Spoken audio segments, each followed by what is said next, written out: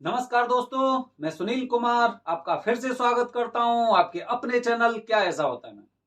दोस्तों, महाशिवरात्रि आने वाली है, जानते हैं आप अच्छी तरह से। महाशिवरात्रि आने वाली है, 18 फरवरी को महाशिवरात्रि है। और महाशिवरात्रि का इंतजार भगवान शिव के भक्तों को अवश्य रहता है। काफी भक्तगण तो ऐसे होते हैं जिन्हें अपने परिवार में सुख शांति चाहिए, जो ग्रस्त जीवन है उनका वो अच्छी तरह से चलना चाहिए, जो परेशानी आती है उनके लिए। काफी लोग ऐसे होते हैं जो भगवान की शक्ति में लीन रहते हैं। आध्यात्मिकता के तौर पर देखा जाए, या कोई ऋषि मुनि हो गए, अघोरी बाबा जी हो गए, इस तरह के लोग होते हैं। लेकिन एक तरह के लोग और होते हैं, जो लोग महाशिवरात्रि के दिन का इंतजार करते हैं। वो लोग होते हैं जिन पर काल सर्प दोष होता है, जिनकी कुंडली में काल सर्प दोष होता है। वो लोग महाशिवरात्रि वाले दिन का बड़ा बेसब्री से इंतजार करते हैं कि हमें काल सर्प दोष निवारण की पूजा महाशिवरात्रि वाले दिन ही करानी है। वजह बता रहा हूं मैं आपको, वजह जानकर आप खुद सोचेंगे कि भाई मुझे भी करानी चाहिए, मैं भी करा लेता हूं महाशिवरात्रि वाले दिन काल सर्प दोष की पूजा।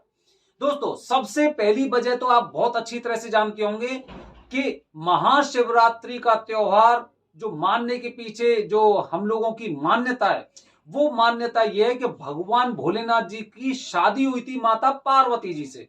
मतलब जो उनका वैराग्य था, वैराग्य उस दिन खत्म होकर वो गृहस्थ आश्रम में प्रवेश किया था उन्होंने। तो इसीलिए बताया जाता है और मानते हैं कि भगवान शिव की महान रात्रि महाशिवरात्रि के रूप में इसलिए जानी जाती है क्योंकि दोनों की शादी हुई थी। और उस दिन लोग तरह तरह से उनकी पूजा करते हैं। यहां तक कि कालसर्प दोष की पूजा को अगर मैं छोड़ भी दूं तो रातों में रात्रि जागरण होता है, रात्रि जागरण होता है। और यह माना जाता है कि जो इंसान अपने मंदिर पे, अपने आसपास जितने भी मंदिर हैं, आप किसी एक मंदिर पे भी अगर भगवान शिव का विवाह, कहते हैं ना कि भगवान शिव का विवाह करा रहे हैं, तो अगर ऐसे आप करा रहे हैं तो ये कहते हैं कि घर परिवार में आपके में बहुत अच्छी शांति होती है। लेकिन काल सर्प दोष वाले लोगों के लिए ये अमृतमयी समय होता है। इसकी एक वजह तो ये है। दूसरी वजह बता रहा हूं दोस्तों, मान्यता है कि महाशिवरात्रि वाले दिन अग्नि रूप का स्तंभ प्रकट हुआ था पृथ्वी पर, जब ब्रह्मा जी और भगवान विष्णु जी की लड़ाई हो रही थी या युद्ध हो रहा था। वो युद्ध काफी सालों तक चला, लेकिन जब उस युद्ध का कोई निर्णय नहीं निकला, क्योंकि सब लोग अपने आप को, दोनों लोग अपने आप को सर्वोपरि मान रहे थे कि सृष्टि के सर्वोपरि हमें। इसी दरमियान युद्ध के बीच में ज्योति रूप में या अग्नि रूप में एक स्तंभ प्रकट हुआ था। और आकाशवाणी हुई थी कि जो दोनों में से जो भी इसके आदि अंत का पता लगा लेंगे वही पर ब्रह्म है। भगवान विष्णु जी सूकर का रूप बना के नीचे की तरफ गए थे और ब्रह्मा जी हंस का रूप धारण करके ऊपर की तरफ गए थे। ये कहानी आप शिवपुराण के माध्यम से पढ़ सकते हैं, क्योंकि ये काफी लंबी कहानी है। अब इसके साथ दोस्तों क्या होता है कि पहली बार अग्नि रूप का स्तंभ वहां पर प्रकट हुआ, जिसे ज्योतिर्लिंग के रूप में भी मानते और जानते लोग। तो इसीलिए बताया जाता है कि इस सृष्टि पर भगवान शिव की पहली शक्ति उस ज्योति, जो अग्नि रूप का जो स्तंभ है, उसके रूप में आई थी, जो लोगों के कल्याण के लिए आई थी। इसके साथ ही मान्यता यह भी है कि 12 ज्योतिर्लिंग जो पृथ्वी पर जो द्वादश ज्योतिर्लिंग है, वो द्वादश ज्योतिर्लिंग महाशिवरात्रि वाले दिन ही प्रकट हुए थे। महाशिवरात्रि वाले दिन ही प्रकट हुए थे, ये मान्यता है। मतलब पृथ्वी पर भगवान शिव का अवतरण हो चुका है। वो पृथ्वी पर आ चुके हैं। क्यों आए हैं? अपने भक्तों का कल्याण करने। अब दोस्तों देखिए, अच्छा अब देखो, आपको कालसर्प दोष की पूजा करनी है। कालसर्प दोष की पूजा करनी है। कालसर्प दोष की पूजा के लिए तिथि और मुहूर्त महाशिवरात्रि है ही है। अब उस दिन क्यों? क्योंकि इसलिए क्योंकि भगवान शिव की महान रात्रि है वो। और जो लोग भी उन द्वादश ज्योतिर्लिंग में से कहीं पे भी, खासकर अगर कालसर्प दोष की मैं बात करता हूं, तो कालसर्प दोष के लिए अगर त्र्यंबकेश्वर या महाकालेश्वर में अगर ऐसे लोग पूजा करा रहे हैं, तो इसका मतलब यह है कि उनका जीवन तो धन्य हो गया। भविष्य में आपके ऊपर राहु और केतु का दुष्प्रभाव हमेशा के लिए खत्म हो जाएगा। क्योंकि पृथ्वी पर इसी दिन भगवान शिव की शक्ति अवतरण हुई थी, इसी दिन हुई थी। तो ऐसी मान्यता है कि जैसे कि कहते हैं ना कि आपके घर परिवार में बच्चों के जन्मदिन होते हैं या फिर आपकी शादी की सालगिरह होती है, फंक्शन मनाते हैं ना, खुश होते हैं अच्छी तरह से। इसी तरह से महाशिवरात्रि वाले दिन भगवान शिव की शक्ति पृथ्वी पर रहती है, भगवान शिव की शक्ति पृथ्वी पर रहती है। और उसी दिन हम कालसर्प दोष की पूजा कराते हैं। तो क्या होता है, अब देखिए, अब इस तथ्य को सुनिए कि जो महाशिवरात्रि का जो त्योहार होता है उसके पीछे मान्यता यह भी है कि इस दिन भगवान भोलेनाथ जी अपने शत्रुओं पर विजय प्राप्त करते हैं या फिर शत्रुओं का अंत करते हैं। अब देखिए, अब आप त्र्यंबकेश्वर पहुंचे या महाकालेश्वर गए, उद्देश्य क्या है? आपकी पूजा का उद्देश्य तो भाई ये है ना, कालसर्प दोष निवारण। अब आपको कालसर्प दोष निवारण की पूजा करनी है। अब आप त्र्यंबकेश्वर गए और त्र्यंबकेश्वर में आपने कालसर्प दोष की पूजा शुरू की। अब कालसर्प दोष की पूजा कहां पे शुरू की? ज्योतिर्लिंग त्र्यंबकेश्वर में, वहां पे पूजा आपने शुरू की। वहां पर जो द्वादश ज्योतिर्लिंग है उनकी शक्तियों की वर्षगांठ है या फिर भगवान शिव की शादी की सालगिरह है, तो मतलब उनकी शक्ति उस क्षेत्र में है, उनकी शक्ति उस क्षेत्र में है। अब क्या हुआ, वो शक्ति है, अब आप पूजा कर रहे हैं। अब पूजा के साथ आप किसकी पूजा कर रहे हैं? पंडित जी किसकी पूजा करा रहे हैं? राहु और केतु की शांति की पूजा करा रहे हैं। राहु और केतु की शांति की पूजा करा रहे हैं, 9 नाग की पूजा करा रहे हैं। ठीक है, अच्छा, अब क्या है, अब जो पूजा आप कर रहे हैं वो एक एनर्जी के रूप में, एक शक्ति के रूप में एक ऊपर जाती है। वो पूजा शक्ति के रूप में ऊपर जाती है। किसके लिए जाती है? राहु और केतु की जो दोष होते हैं उनको समाप्त करने के लिए, मतलब उन्हें खुश करने के लिए कि आप भाई हमें अपने दुष्परिणाम मत दिखाइए।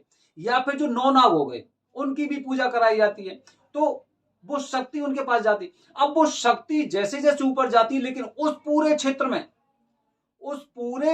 में जो ज्योतिर्लिंग है त्र्यंबकेश्वर या फिर महाकालेश्वर, उस पूरे क्षेत्र में एक शक्ति पहले से मौजूद है। वो शक्ति कौन सी है? भगवान शिव की शक्ति। खुद भगवान शिव उसी दिन अवतरण हुआ था ना ज्योतिर्लिंग के रूप में। अब वो शक्ति उस शक्ति में समाहित हो जाती है और उस शक्ति के द्वारा जानकारी मिलती है। भगवान शिव समझ जाते हैं, जान लेते हैं कि ये बालक अपने कालसर्प दोष की शांति की पूजा यहां पे कराने के उद्देश्य से आया है और ये उन्हें खुश करने का प्रयास कर रहा है। अब ये वाली शक्ति वहां पे भगवान शिव के पास जब पूरा मैसेज मिल जाता है तो ये शक्ति उन दोनों को, किसको? राहु और केतु को। राहु और केतु जो पहले से ही भयभीत रहते हैं, भगवान शिव का नाम सुनते ही राहु और केतु ना अपने दुष्प्रभाव तो पहले से ही खत्म कर देते हैं।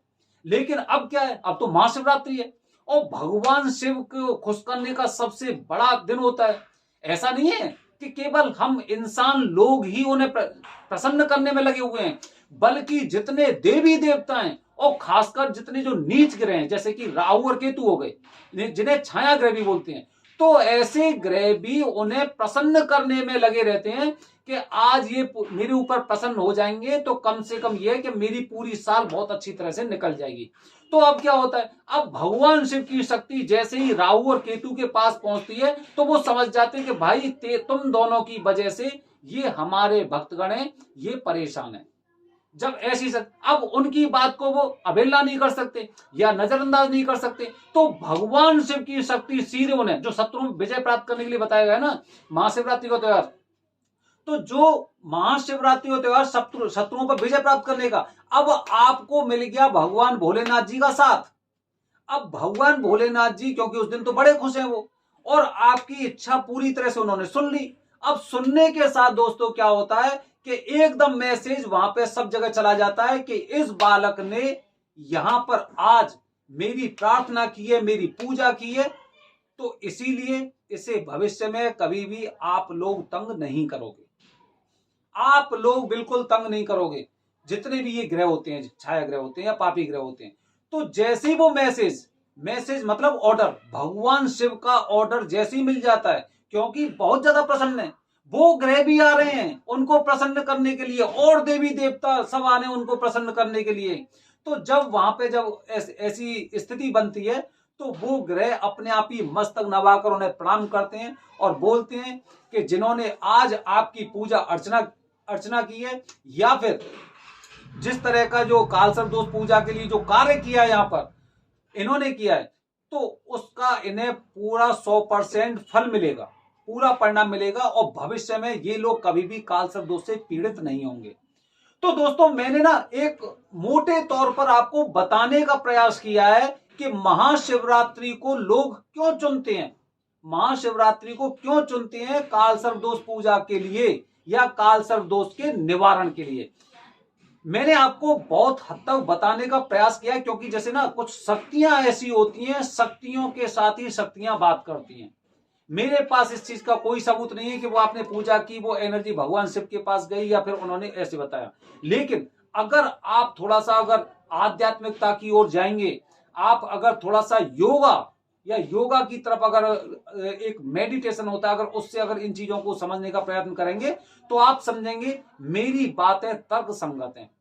और यही वजह है, आप महाशिवरात्रि वाले दिन त्र्यंबकेश्वर या फिर महाकालेश्वर जाके देखना, आपको पता चल जाएगा कि जहां पे हम लोग अपने घर में व्रत रखकर महाशिवरात्रि का त्योहार मनाते हैं, वो लोग त्र्यंबकेश्वर में जाके भगवान शिव का आशीर्वाद ले रहे होते हैं, चाहे वो पूजा का माध्यम हो या फिर कोई और माध्यम हो।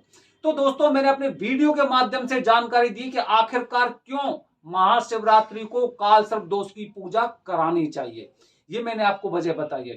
दोस्तों मेरी आने वाली वीडियो में आपको कुछ और जानकारी दूंगा कालसर्प दोष पूजा से संबंधित। तब तक बने रहिए हमारे चैनल के साथ। धन्यवाद दोस्तों, जय हिंद, जय भारत, हर हर महादेव।